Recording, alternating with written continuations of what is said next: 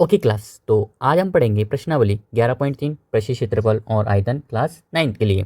आज हम करेंगे सवाल नंबर 6। तो सबसे पहले सवाल पढ़ते हैं। क्या दे रखा है कि एक लंबवर्ती शंकु का आयतन मुझे दे रखा है।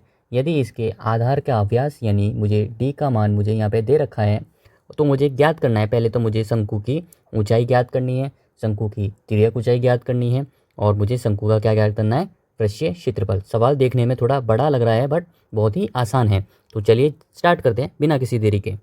तो या स्टार्ट करेंगे हम कहाँ से, जहाँ से मुझे दे रखा है, यानी व्यास का मान मुझे 28 दे रखा है, तो यहीं से सवाल को स्टार्ट करेंगे हल करना।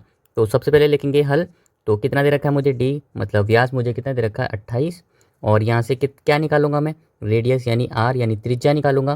त्रिज्या कितना होता है, यानी डी बटे में 2 फॉर्मूला होता है इसका। तो कितना कर देंगे 28 बटे में 2, तो कितना आ जाएगा मेरे पास, आर का मान कितना आ जाएगा मेरे पास 14 सेंटीमीटर। अब मुझे फर्स्ट पार्ट हल करना है, यानी ऊंचाई ज्ञात करनी है मुझे। तो ऊंचाई क्या होता है सबसे पहले, और मुझे क्या दे रखा है, आयतन दे रखा है। तो आयतन का फॉर्मूला लिखा जाएगा शंकु के। तो यहाँ लिखेंगे हम शंकु का आयतन का फॉर्मूला। फॉर्मूला होता है मेरे पास कितना होता है, 1/3 पाई आर स्क्वायर एच। अब देखना शंकु के आयतन मुझे कितना दे रखा है, पहले से मान रख देता हूँ मैं 9856, और इक्वल यहाँ पे क्या कर देता हूँ, इनका भी मान रख देता हूँ मैं। पाई का मान कितना होता है मेरे पास, हमें पता है 22/7, और आर का मान अभी मैंने निकाला है, तो कितना रख देंगे 14, 2 बार 14 रख देंगे। कितना रख देंगे, तो यहाँ पे 2 बार 14, और एच का मान मुझे ज्ञात करना है। आप क्या करेंगे, इसको हल करेंगे। 7 से ये कट जाएगा, 2 बार कट जाएगा। अब जो बचेगा उसको गुणा कर लेंगे और इधर भेज देंगे, क्योंकि मुझे एच का मान यहाँ से निकालना है। तो यहाँ से लिखेंगे 9856, और यहाँ से इन दोनों का गुणा कर लेंगे तो कितना आ जाएगा मेरे पास 44 आ जाएगा। और नीचे कितना बचा मेरे पास 3 बचा, और यहाँ पे कितना बच गया, और 14।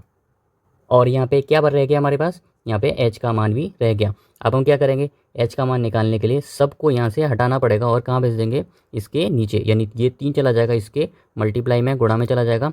तो कर देते हैं 9856, 3 का इससे गुणा हो जाएगा, और ये 44 और ये 14 बचेंगे, वो चले जाएंगे इसके नीचे, यानी किस में चले जाएंगे, भाग में चले जाएंगे। और यहाँ पे क्या बचेगा मेरे पास एच।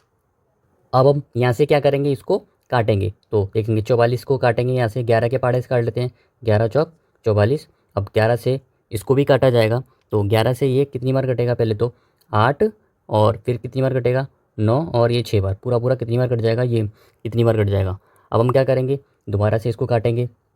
तो काटने पर 4 से दोबारा इसको काटने पर मुझे मिलेगा यहाँ पे 2, 2 और 4। अब देखेंगे 14 के पाड़े से इसको भी काटा जा सकता है, तो कितनी बार कटेगा, ये कट जाएगा मेरे पास डायरेक्ट 16 मिलेगा। अब बचेगा क्या यहाँ पे, मेरे पास बचा यहाँ पे 16, और कितना बचा मेरे पास 3। तो इन दोनों का भी गुणा कर लेंगे, तो गुणा करने पर कितना आ जाएगा मेरे पास 48, वो भी किस में, सेंटीमीटर में। और एच का मान क्या आ गया मेरे पास, ये एच का मान यहाँ से मुझे मिल गया। क्या होता है हमारा फर्स्ट पार्ट हल होता है। अब हम करेंगे इसका सेकंड पार्ट। तो सेकंड पार्ट में क्या पूछा गया है, यानी तिर्यक ऊंचाई पूछी गई है। तो तिर्यक ऊंचाई निकालने के लिए क्या फॉर्मूला होता है, आपको पता है कि एल स्क्वायर बराबर होता है, क्या होता है, अंडर रूट नहीं आएगा, एल स्क्वायर आ रहा तो कितना होगा एच स्क्वायर प्लस आर का स्क्वायर। अब मुझे पता है एच का मान अभी मैंने निकाला है, तो एच का मान यहाँ से रख देते हैं 48 का स्क्वायर, और आर का मान कितना है मेरे पास 14 है, 14 का भी क्या कर देते हैं स्क्वायर कर देते हैं, यानी वर्ग कर देते हैं। और यहाँ पे क्या चल रहा है मेरे पास एल स्क्वायर चल रहा है। आप क्या करेंगे 48 का वर्ग खोलेंगे, तो यानी 48 का 48 से गुणा करना पड़ेगा। तो गुणा करने पर कितना आ जाएगा मेरे पास, तो डायरेक्ट गुणा करने पर कितना आ जाएगा 2304 प्लस 44 का कितना आएगा मेरे पास 196। अब हमें क्या करना पड़ेगा, दोनों को जोड़ना पड़ेगा। तो जोड़ने पर कितना आ जाएगा 2500, और यहाँ पे क्या चल रहा है, यहाँ पे एल स्क्वायर चल रहा है। अब मुझे क्या करना पड़ेगा, जब भी मुझे स्क्वायर हटाना होता है तो क्या कर देता हूँ मैं, उनका वर्गमूल ले लेता हूँ। तो इसका क्या कितना आ जाएगा, यहाँ पे एल आ जाएगा। और देखेंगे यहाँ से करने, आपको नहीं आता पता ना, तो क्या करेंगे 25 किसका होता है 5 का। अब जब भी 2 जीरो आते हैं अंडर रूट में, तो 1 जीरो बाहर आ जाता है, यानी एल का मान कितना आया मेरे पास, कितना आया 50 सेंटीमीटर। एल का भी मान हमने निकाल दिया, यानी सेकंड पार्ट भी हल हो गया। अब हम करेंगे इसका थर्ड पार्ट। तो थर्ड पार्ट में क्या पूछा गया है वो लिख लेते हैं। क्या पूछा गया है, वक्र पृष्ठीय क्षेत्रफल पूछा गया है। तो क्षेत्रफल निकालने का, शंकु का क्षेत्रफल निकालने का फॉर्मूला हमें पता है, क्या होता है पाई आर एल होता है।